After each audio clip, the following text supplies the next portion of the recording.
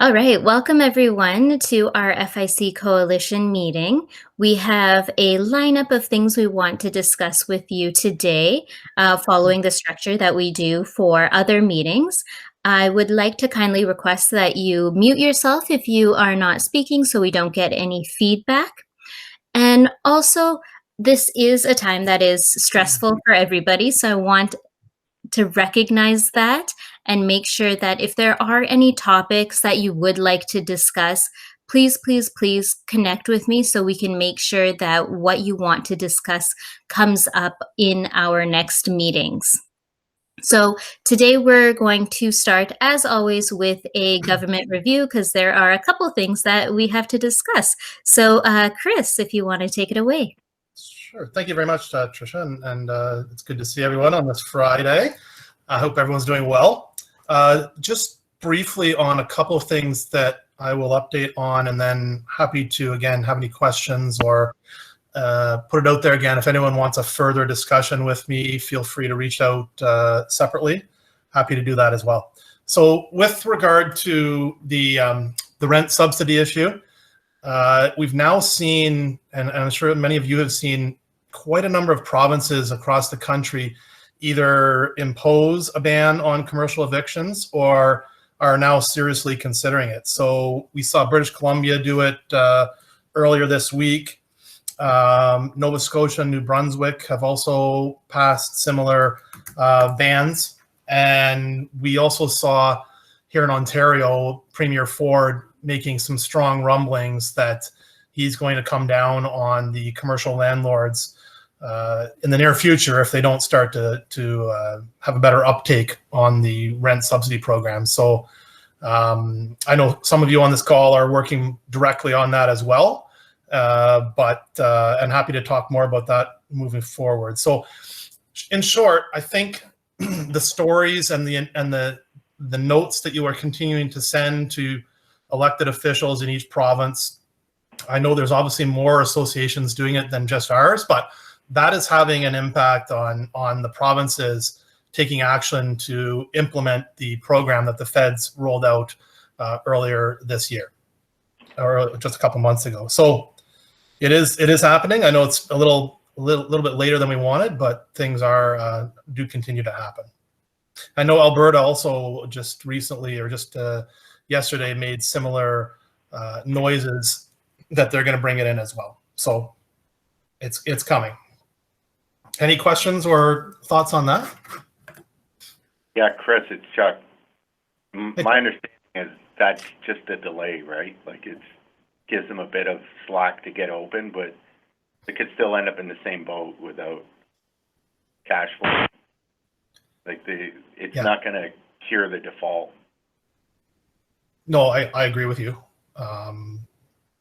It's just, I know, like unless the landlords start to play ball with that, which I know many aren't. I think I was reading in the Globe, it's only like 16%, something to that effect. That's the real conundrum here, is the taxes and the rent. And I just don't want people to get too excited that that's going to save the problem. We still need to fix the problem, which is some type of, not a deferral, but a relief from those costs that we incurred, especially taxes. And it's absurd you can't be open and you're paying municipal taxes. Yeah, there's no doubt about it that this is one of the programs that the government rolled out that is not working as it should be, and not working nearly as well as frankly other programs that they've rolled out in short order have been working. So just one little comment, just so everyone is aware, that 16% number is based on the number of applications they've received. We've been working with a lot of the large landlords who have agreed to do the program, First Capital, RioCan, etc. And the program requires that you make one application.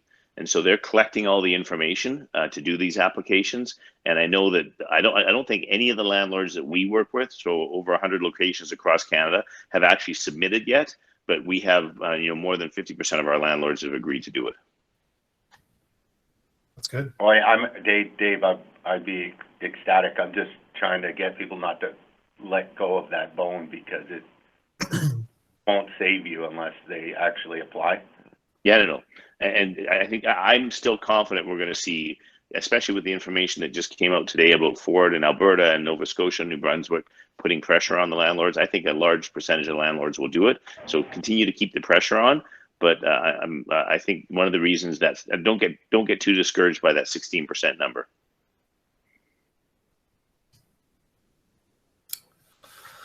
Okay, thanks, Dave. If there's no more questions on that, I'll just move on briefly to the the Canada Emergency Wage Subsidy. I know there were a couple questions on that. As you know, the government extended that on May 15th. It now will run until August the 29th. There's a very strong belief and a strong leaning that that will be it will be run again. So it's going to go longer than August the 29th. And I was in contact with an official who said that the current legislation, the way it's drafted, even though it says August 29th, it can allow up to September the 30th.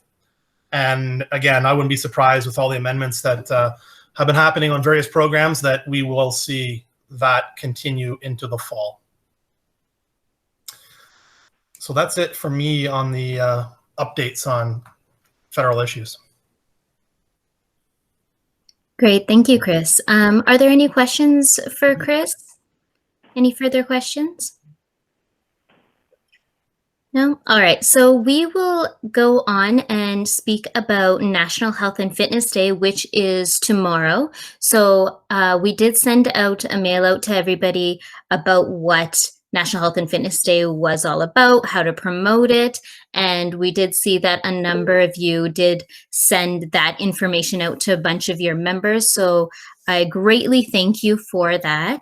As you know, we are using National Health and Fitness Day as a way to connect with the public and allow them to recognize that fitness clubs are doing everything they can in order to have a safe reopening, and we do need their support. So it's kind of a way for us to rally with our members to gain their support. And if you haven't already, maybe I'll share my screen here. Figure out how to do that.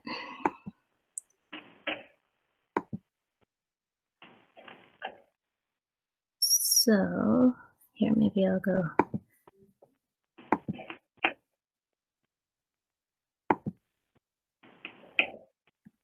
If you haven't seen GymPass yet, gympass.ca, please note that the website is up and running. We have the Canadian version, we have the French version.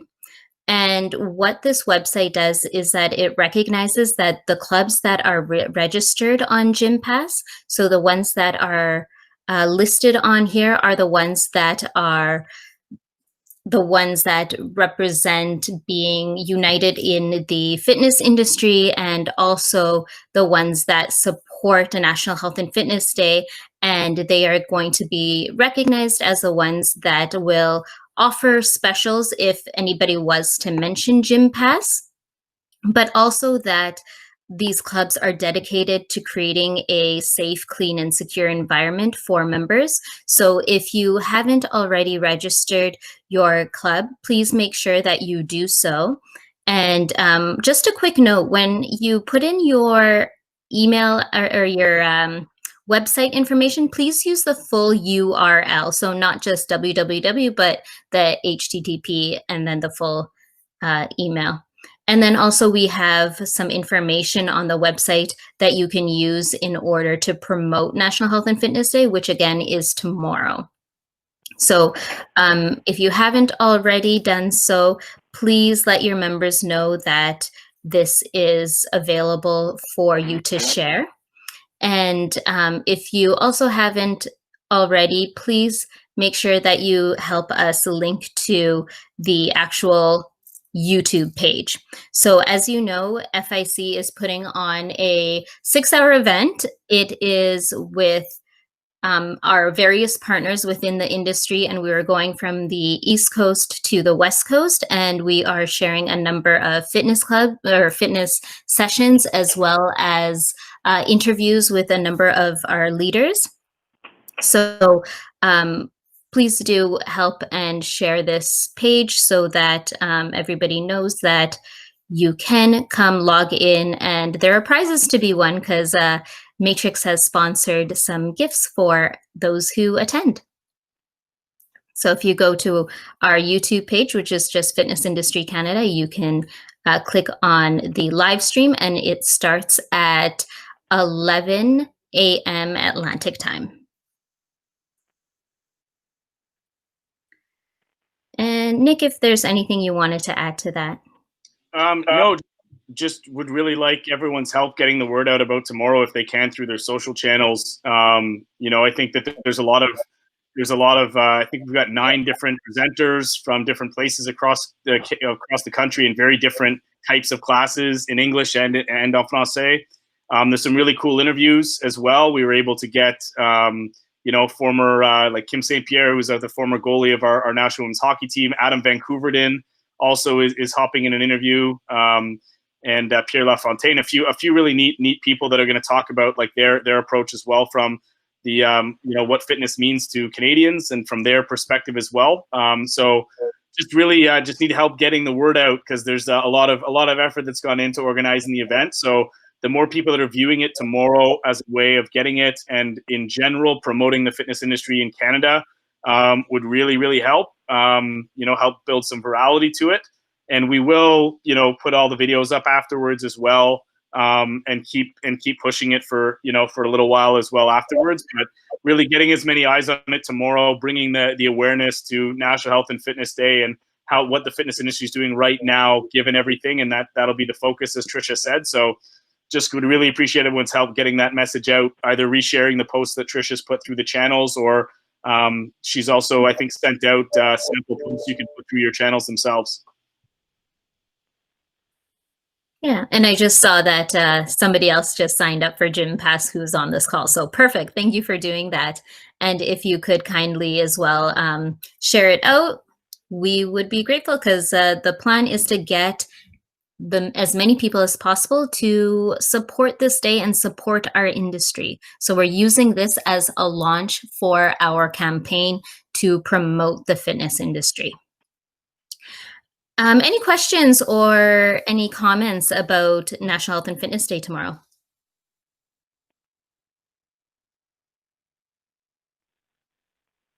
No, we're okay. All right. Well, what I'll do is later today, I am going to send out another mail out just to remind everybody, and I will include some links and information that you can share with your members as well. So that will be on the way.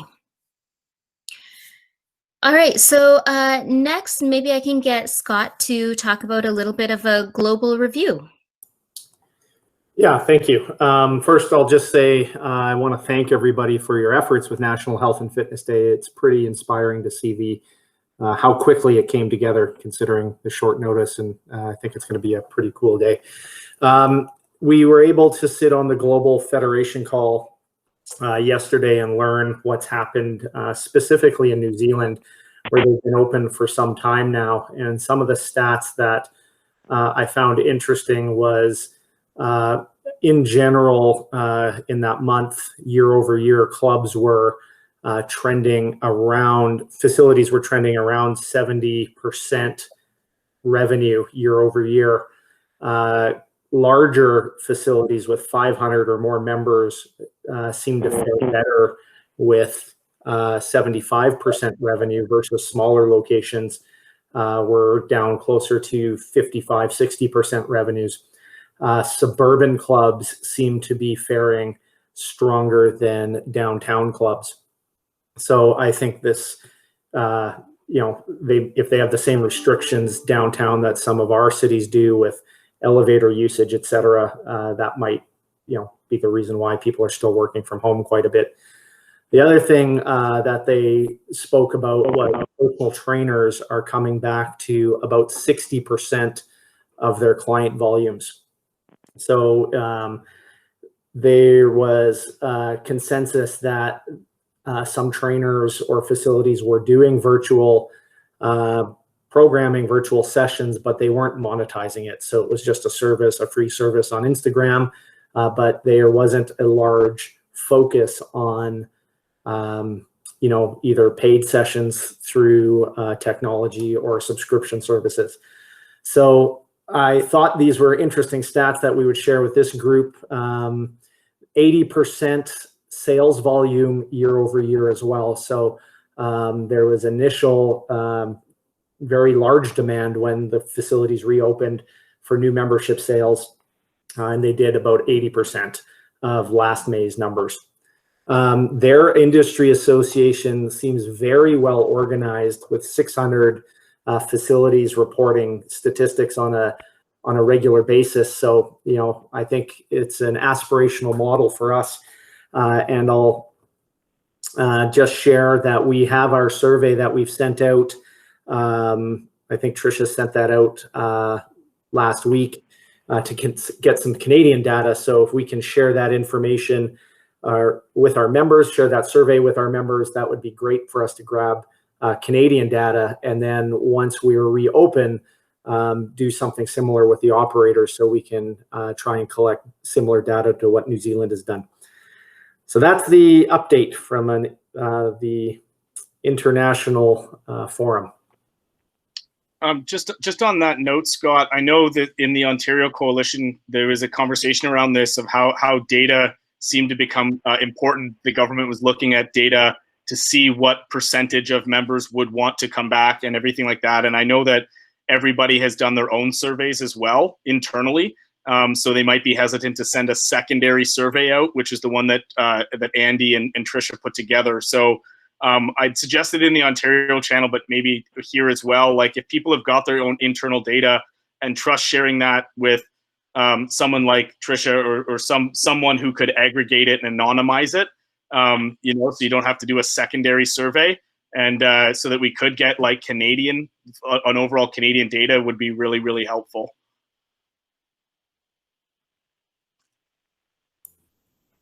Agreed. Yeah, thanks, Nick.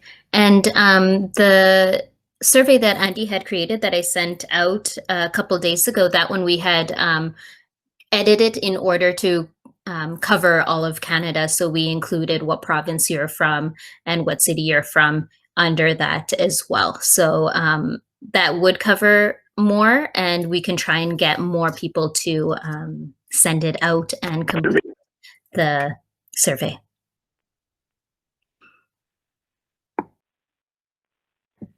And I see here in the chat box, Melody, you've sent it out to over 60,000. So that's great. Thank you for that.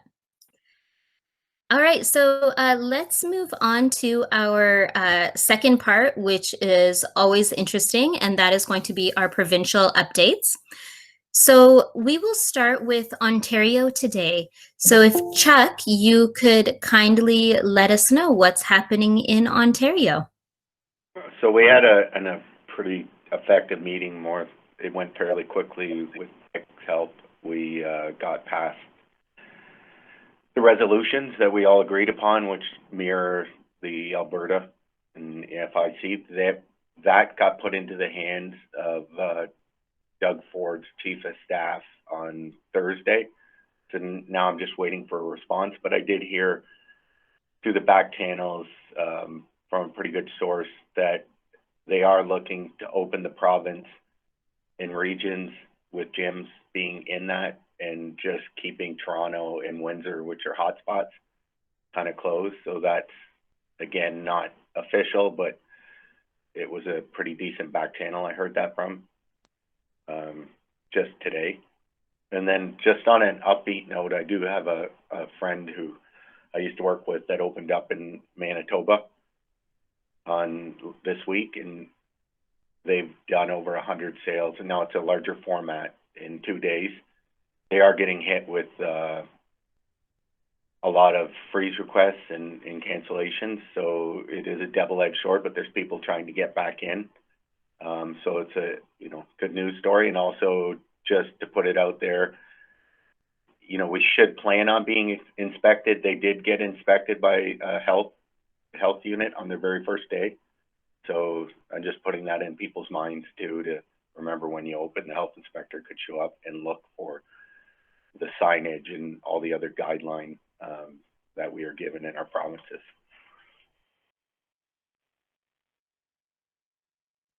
That's the end of that update. Thank you. Great. Thank you, Chuck. Any comments or questions for Chuck? Or anybody on the Ontario Task Force?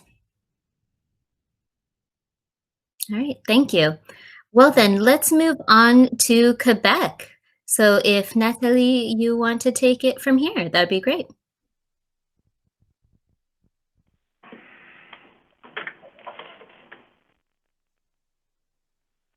I think she was having trouble with her connection. Nathalie, are you there?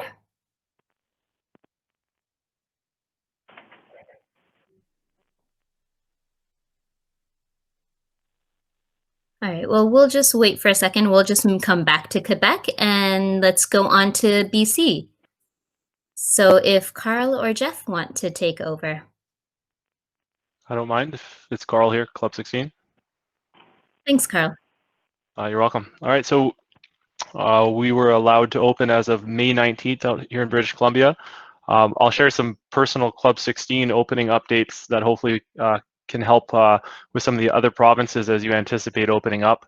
Some successes and some failures that we've been working with since we opened up on June 1st. One of the things that I mentioned, of course, I'm mostly engaged in the operations side of things. And one of the things I mentioned the last time I was speaking on reopening was just ensuring that you're taking a macro perspective on the number of policies and procedures that you're training your staff on. And that seems to have worked with us and our staff. I mentioned distancing, hygiene, and protection. And the strategy that we were using was just over and over and over again, just ensuring that our staff could answer the question.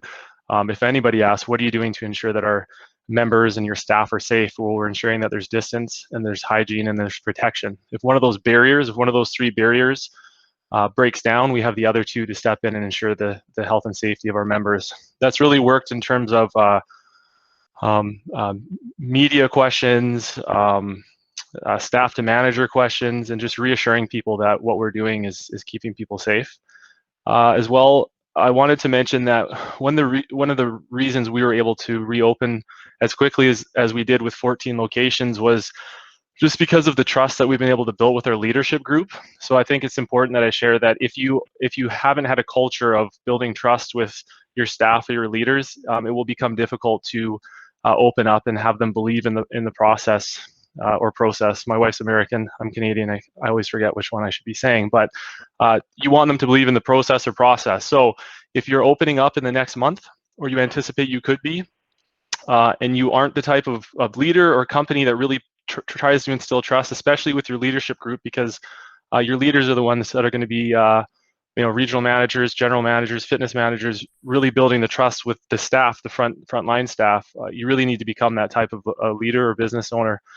Because you need to instill staff and trust in staff in the process of distancing, hygiene, and protection in order for them to feel comfortable coming back, which was one of our concerns initially. But we got about 85% of our staff back at 14 locations.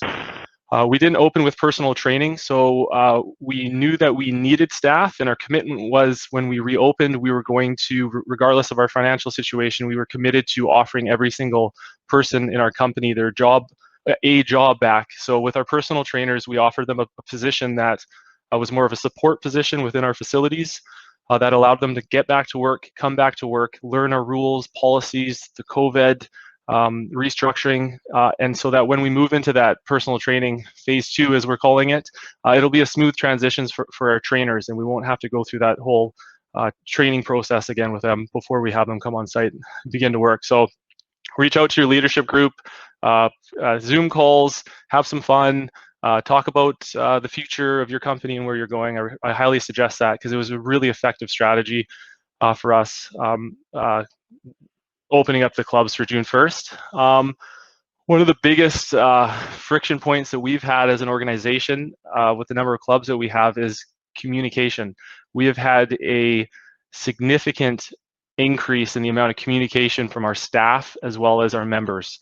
And that's phone calls, emails, the number of different types of questions we get now, along with the questions that we got previously, we have had to increase and become very creative with the way that we're communicating with our members, the public, our guests, and our staff. So anticipate that the communication level has to increase before you open up, and just strategize for that. I think the positive is we're committed in British Columbia to ensure that we're opening our doors in a safe way. We personally haven't had any visits from health authorities. We're open to that. Obviously, we're prepared for that. But so far in British Columbia, if you've been reading up on the press, we've had very positive press as it comes to fitness facilities opening up. I'll share an article that does have Club 16 in it. I'm not sharing it for that purpose to show off or anything, but I'll put in the chat here that article, because there's another couple of facilities in that article where we are gaining some very strong press, and so we're happy with that, and I think if we can continue with that in British Columbia and in Manitoba, and as we start loosening the restrictions across the country, we're in a good position as a fitness industry. So like I said the last time I spoke, we're all in this together. There's going to be hiccups. Club 16 and other companies in British Columbia, we will make our mistakes, but as long as we're responsive and we are committed to ensuring that we correct those mistakes when they come up, I think we're in a very positive position as of today. And again, I've had coffee, so I could talk and talk and talk. So I'll pass it back to you, Trisha. Thank you. Thanks, Carl. That was a great update. A lot of good information shared. I know everybody appreciates your insight to that. Trisha? Yes. May I say something? It's Angela. Hi, Angela. For everybody, maybe look at your waivers. I have spoken now to my lawyer, and if you would place the wonderful word of injury on your waiver with harm, it also will protect you when the flu comes, not only COVID, because clearly that is harm to someone. So look at your waivers, change the word, no insurance will cover COVID. That's simply not happening. But if you change the word on the waiver, injury with harm, and if everything you do at your club change, instead of listing it, just call it once, list what you do, and then call it services. You should be better off. All right, great. Thank you, Angela. So making sure you know what you are putting in your waivers, right? And reviewing your waivers. Yes. Great. Good advice. All right, so let's move back to Quebec.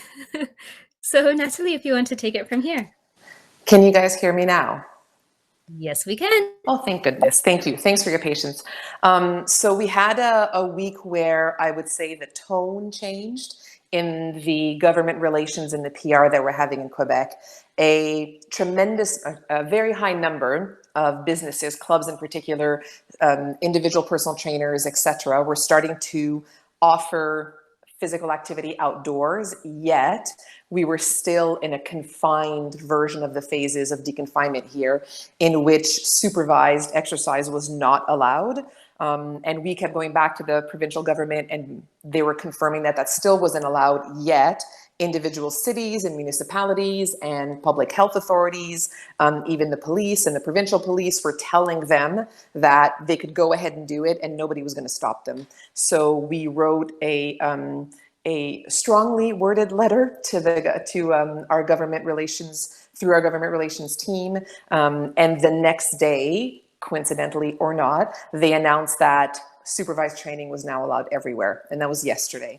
And so since then, that's been where our energy is going now, in changing the tone of that. So I had a great meeting this morning with Claire at Energy Cardio and Charlie at Orange Theory to figure out how we were going to move forward with that, in that it seems really clear now in Quebec that you need to push and pressure them and get loud and get a little bit obnoxious, still respectfully, and still done really well, because they are planning, for example, to announce that restaurants, as of Monday, planning to announce on Monday that restaurants will open soon and that they're looking at bars. And now we've had enough.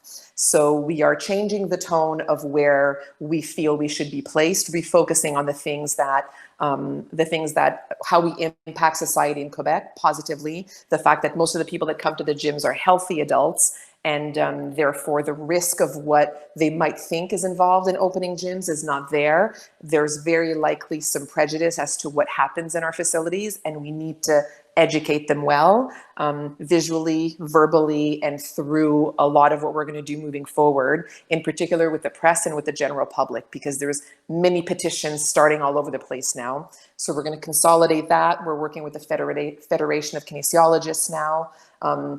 And our efforts are switching with that moving forward. So that's the first bit of news. And the other thing I just wanted to say, especially because with tomorrow being National Health and Fitness Day, is some serious credit to the entire FIC QC team and everybody that supports it. So Sam and Charlie in particular that have worked for weeks and weeks and weeks. I know I'm the one that keeps talking and I'm the face that you see, but behind the scenes and now in front of the scenes, they're having some significant impact on that. We talked a gazillion times a day, every day for the past few weeks. We're the trio with Nathalie and Kim Saint-Pierre that'll be on National Health and Fitness Day tomorrow, as well as all the clubs and the operators in Quebec who are asking for the minuscule permissions to do little things that are constantly doing it so conscientiously because they know that if we mess up anything, it could slam the doors back to whatever we've got open or getting forward with the gyms. And so I'm so grateful for what I know they will be very careful with outdoors in the days to come, so that it's not the Wild West out there, but that things are done well with the sanitary protocols, with social distancing, so that we can prove outdoors for another few days that what we do indoors is also critical to the health of the people in this province. So thanks to the FIC team and thanks to everybody on the call that's from Quebec. That's it for me. Great, thank you. All right, so let's hear from Balal if you want to talk to us a little bit about what's happening in Saskatchewan. Hi, everyone. The provincial update from Saskatchewan, the phase 3 is now official for June 8th. That was announced yesterday. So we're just getting ready to open this coming Monday. We're still working really hard on trying to increase the class size. They've asked us to keep it down to 10. So far that's in place, but we're working hard to have that increase. So a lot of the studios and everyone else can also participate in the reopening. The rest has all just been really busy at the gyms trying to open. We've been shut down for 3 months now, just about. So Monday's a big day. I'll just echo a lot of what actually Carl had to say about Club 16. The communication with the staff and the members really goes up a lot more. And as we sent out the emails, there's a lot of positive feedback. There's a lot of questions about procedures and what you will be doing. And I think Carl's very correct about that. You're just trying to answer one question at a time and trying to make as many people feel comfortable as possible. We're lucky in Saskatchewan, there isn't really a limit for how many, for capacity. So we're trying to kind of self-impose a limit based on the BC and Manitoba, 100 square feet per person. But that's not mandated by the government. Other than that, I don't know, just flying blind into a new situation that we've never been in before. So I guess we'll see on Monday, but the excitement out in the community has been really positive. The feedback has been really positive from the. Oh, I think we just lost Balal there. So everything's been really positive. A lot of members that we see out coming by the clubs, or if I see them while I'm out, are really excited to get back. That's basically it for our update. Great. Can I ask a quick question about the and if anyone has questions, you go ahead. I've got a question. I own a spin studio, 3 spin studios in Calgary, in Alberta, and just colleagues of ours that own studios in Saskatchewan have just received guidelines yesterday that their spin bikes have to be 4 meters apart or 12 feet apart, which would limit a lot of boutique spin studios to maybe, 5 people per class. So do you know anything about that 12-foot distancing guideline? I have not. I have not seen that. I think we're waiting for this. We were able to, our studios are quite big, but we, you know, when you go down to 10 bikes, you got lots of distance between each one. But, you know, I will have to look into that. I haven't, Katrina's on the line from our office if she can chime in, but I have not seen that. Yeah, I haven't heard anything either, but I'll look into it for sure. Yeah, I'm surprised because we've been in touch with the person who's kind of designing the policies at the government level or making the recommendations. And so he had not put that in any of his policies that came out, but maybe that's just recent and we haven't seen it. That would be very specific with just spin bikes being Yeah, 12 it was, meters apart. apparently they were given the guidelines yesterday. I don't know the specifics of how it was communicated to them or by whom. They just said the government. That's all I know, unfortunately. Okay. Yeah, we've been really lucky, like just to let everyone else in Canada know, like we've been recording at 1 case or 0 cases a day for the past, I don't know, probably 2 weeks or so. And if there's ever been more than a few cases, they're all in the hotspot, which is recognized and, cordoned off, which has been the far north of Saskatchewan. These there had an outbreak for the most part. So Saskatchewan's being spared the brunt of COVID, luckily, just kind of like Manitoba. So it's, it's been nice that way. And I think that's why our response in the community has also been quite positive about coming back and feeling safe. I just saw an update as well. There has the class sizes have been in up to 15 people now instead of 10. Oh, see, he listened. I'm trying to take it in steps. I had a conference call with him last week, and I told him if he could. I asked him to go back to the Saskatchewan Health Authority and see if we could increase it.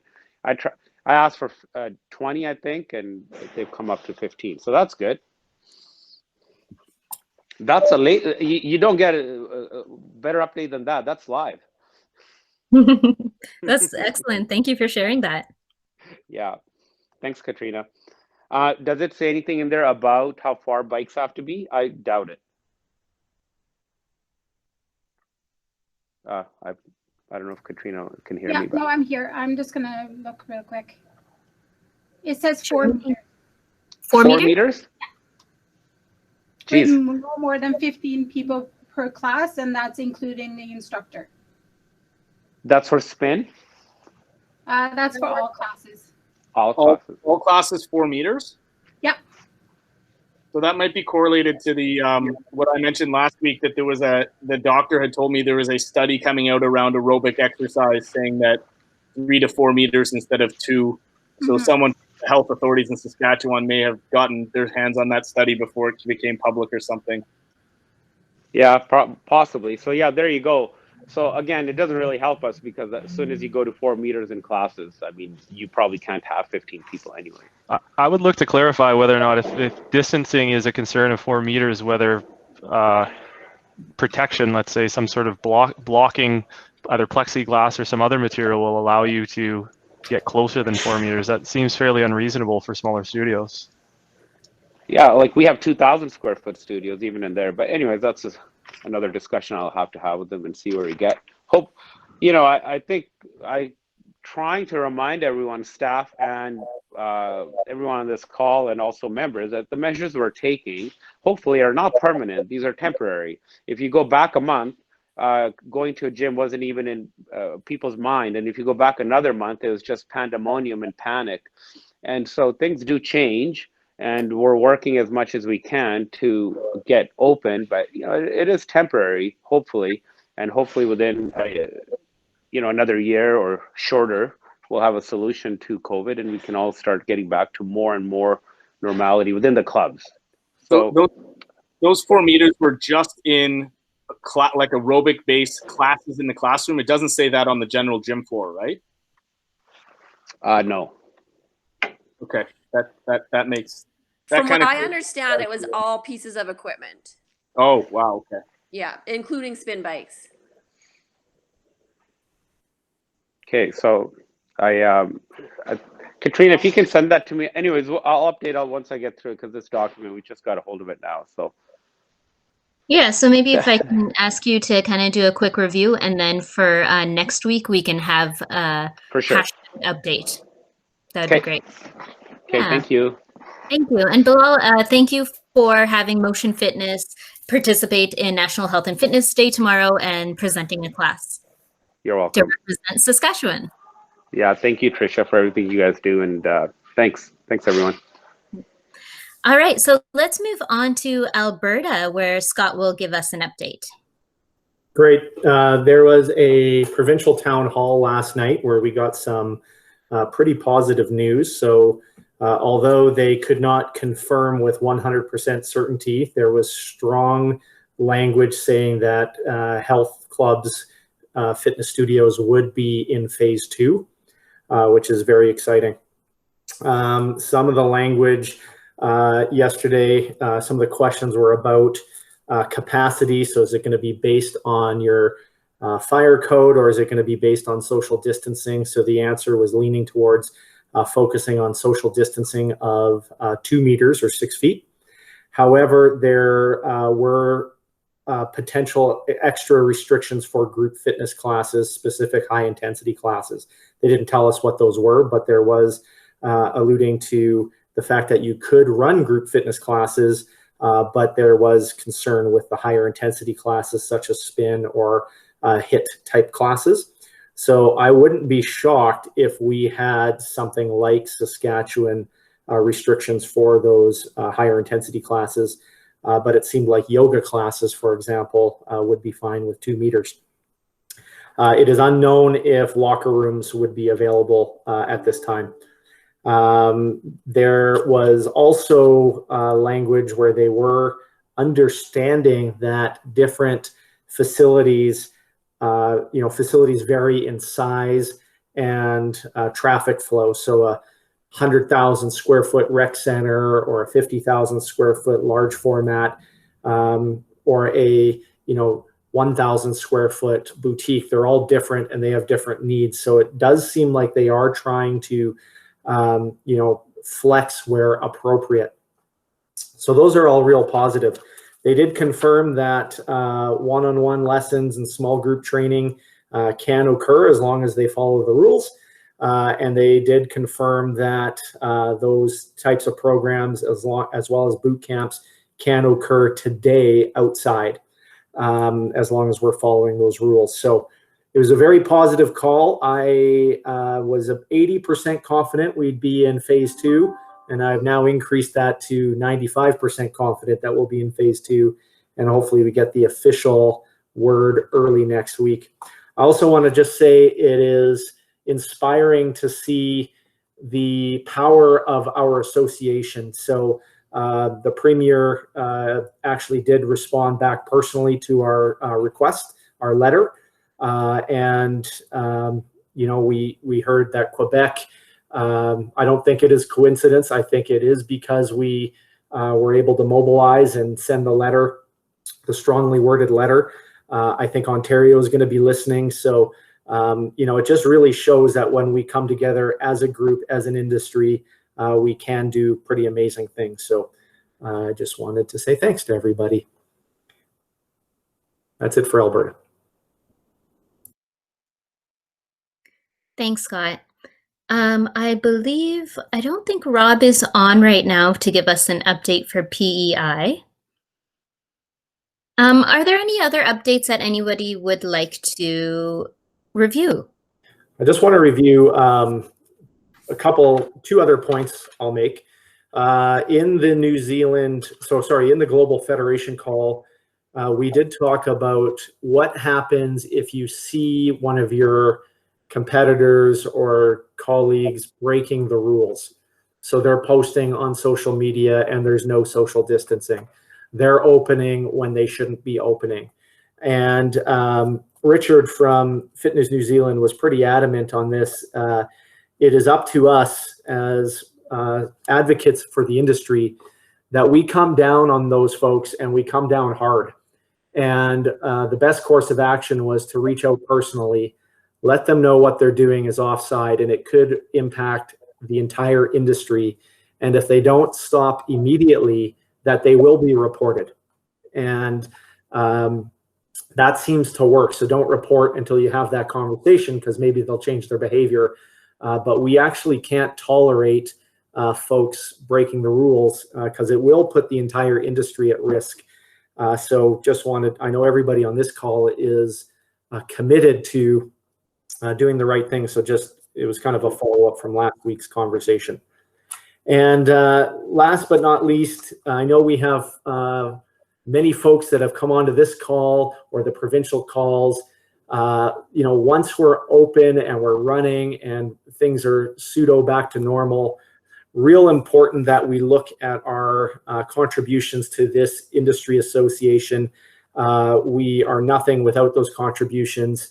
And I know there has been many of us, especially in Quebec, have done a contribution drive, which is excellent. But we're seeing the power of this association. So, just want to make sure that we are using our network and our leverages to get contributions from those of our colleagues in our various provinces and cities who haven't yet contributed, but are definitely benefiting from our collective efforts. That's it for me.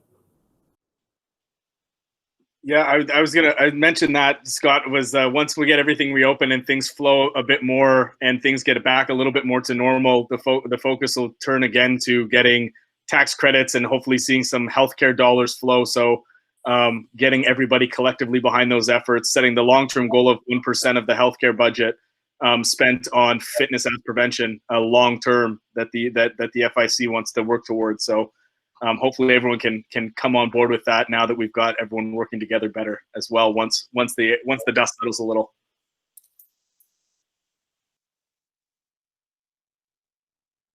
Yeah. Any other comments for today? Oh, I see. Melody, you have a comment? I did update on the comments that for Saskatchewan, yeah, it's for high intensity classes. It's 4 meters apart, equipment and people, and then 2 meters apart for just regular equipment and workout. So there you have it. I just wanted to update. Perfect. Thank you. Okay. So it seems that we are good for today. So we'll be ending a little bit early. So just one more time, National Health and Fitness Day, we are celebrating tomorrow. Really do make sure that you are a part of Gym Pass in order to be recognized as a club that is doing whatever you can to ensure safe reopenings, and making sure that you are a club that is part of the collective working together in order to support the industry. Because really at this point, what we need to do is make sure that we have the faith of our members and clients. And this is a good way, tomorrow is a great way for everybody to reintroduce themselves to what we have to offer them. So any type of promotion you can help us with, that will be very much appreciated. So just to also go over what Scott mentioned, if you're not a member of FIC yet, please do consider becoming a member. Send me an email, we can connect you up, or once the dust settles with this, we are more than happy to talk then as well. So we are here for you. We are here to connect everybody together. If there's any further questions or comments? Hey Trish, it's Jeff from Maple Ridge, British Columbia. Hi, I just want to say that, we opened about 10 days ago and kind of started a little bit slow, but just wanted to kind of update everyone who's kind of wondering what it's going to look like. It has been picking up quite a bit. As every day goes by, it gets a little bit better and a little better, and the club's getting a lot more busier, and members are happy. They're so happy to be back. It's such a mental health thing as well as it is physical. They're just really glad to see people getting into their routines again, seeing their friends. So, I mean, that's one thing that is very, very positive, is that people are so happy to be back, and they're happy to follow the new rules. They're happy to stay apart and clean the equipment. So there is a lot of positives. Our industry is going to be really, really strong. I was worried, like, what people would think coming back, but we have had a lot of cancels and freezes, but a ton of new members have signed up too. So there's a lot of positives coming out of this. Thanks. And Jeff, Carl from Club 16 here. I was out at our Maple Ridge location yesterday supporting, and I stalked your club, and I saw a bunch of happy members outside. So you guys are doing a great job out there. Awesome. You should have came in and said hi. Yeah, a capacity, bud, capacity. Awesome. Great, that's wonderful to hear, Jeff. One thing you did bring up that I just want to review is the fact that we are here to serve physical and mental support for our members. And that's actually another piece of messaging that we are going to be reviewing heavily tomorrow for National Health and Fitness Day during the interview sessions. So just reminding the public that this is what we are here for, and making sure that they know that we are an industry that is dedicated to the well-being of Canadians, to the well-being of our members, and making sure that they are supported both physically and mentally. So key messages that we have going out today really do support the industry as a whole. So thank you to everybody who is involved in the day, and we look forward to everybody else supporting the day. All right, so with that, we will bring this meeting to a close. And same place, same time next week. We will see you here again. Thank you. Thank you. Thank you, Thank Trisha, you. for everything. And great work, everybody. It's so wonderful to hear the updates and the advice. Much appreciated. Mo from Canfit Pro. Thanks, Trish. Thank you. Thanks, Mo.